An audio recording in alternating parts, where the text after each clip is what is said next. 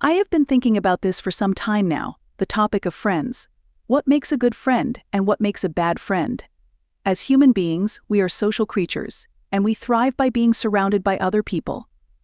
That's why friends mean so much to us. We even go as far as to call someone a best friend, which I think is a bit odd, as I believe the only person who should be your best friend is your partner. But that's a topic for another day. When we are children, we make friends easily because we are not so different from each other.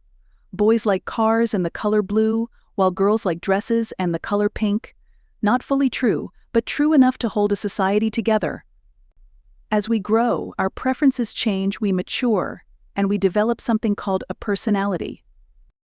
This attribute is what we use as the factor that differentiates ourselves from other people. We then attract people who have the same interests or resemble a certain percentage of that personality we have.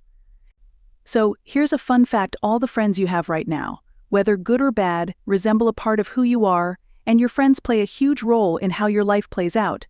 That's why it's important to be able to pick good friends. What I'm here to do is not give you advice on finding new friends, but on the importance of letting old ones go. Basically, you need fewer friends. Ask yourself this question: how many friends do you really need? The actual answer is not that many. The problem with society is that we confuse acquaintances and friends. The basic term friend is someone who is close and with whom you share parts of your life. The more friends you have, the more divided you become. In this culture, people think having a circle of friends who don't care about you makes you cool or important. It's actually more important to have two people who you know will ride with you until the end. Now, the major deal. You need to let some friends go. Any friend that doesn't support your goals should be out of your life. As the author of the book Atomic Habits says, if you wish to be a specific individual in life, then you need to treat yourself like that individual. Human beings are capable of being anything they put their mind to. So if you have a desire to change your identity and your friends keep dragging you down to be who you once were, then they are not your friends.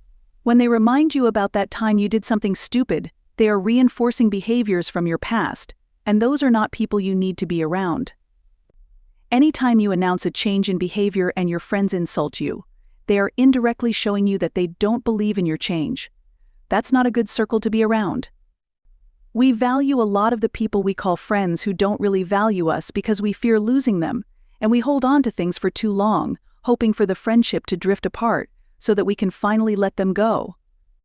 Here's my great assignment for you: let go of all your old friendships that don't bring value to you anymore. You don't need that many friends. Stop trying to be a priority to people who see you as just a way to pass time. A true friend is someone who would go to war with you, someone who, when you tell them your dream, they support you and hold you accountable to that dream, someone whose battles become your battles. That's who true friends are. Friends who are willing to let their idea of who you are die so that your idealistic version of yourself can live on. Friends who let you skip nights out because you're working on your vision and don't guilt-shame you for it. Those are true friends. The problem is that society has not been taught what it means to be a true friend or what it means to have friends. If you constantly talk generic things with certain people, they are not your friends, they are just acquaintances. You know each other enough not to ignore each other, but not enough to actually discuss things that help you. The issue is that the term friend has lost its value. It's become so overused that it has no value at all. A friend used to be someone you could trust and who was in your corner. Now, it's just someone you can have a fun conversation with. Hence the need for the new and updated term of best friend. Total garbage. You don't need a lot of friends, you need a few loyal ones. So, enough of trying to impress people so that they like you in the hope of increasing your social circle. Have that tiny circle of people who you know will ride till the end with you. If they don't support any of your goals or they make it a mission to constantly embarrass you in public in the hope of them gaining status and some laughs, then they are fake. Get rid of them. Your homework. Make a list of people you call your friends and ask yourself, if I were accused of a crime I never committed, who would I call, and who would, from the tone of my voice, believe me? That's not a good enough system to pick true friends, but at least it's a start.